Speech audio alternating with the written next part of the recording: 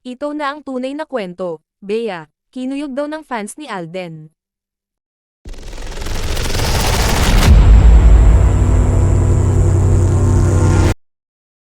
May mga tirada raw ang fans ni Asia's multimedia star Alden Richards laban kay Kapuso star Bea Alonzo ayon kay showbiz columnist Christy Fermin.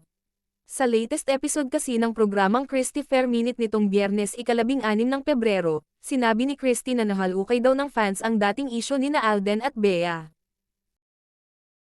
Kasi nga di ba aminin naman natin ang lumutang dati parang ang nag-attitude dito ay si Alden. So, ito na yung pagkakataon nila ay, yung Alden ang sinisisi nyo, ha? Yun pala ito na ang tunay na kwento, saad ng isa pang host na si Romel Chica.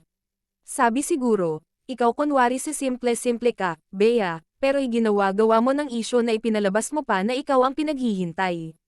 Ito na ang pagkakataon, niresbakan siya ng mga fans ni Alden Richards, dugtong pa ni Christy. Kaya ang hamon ni Romel kay Bea, ano ngayon ang masasabi niya dyan?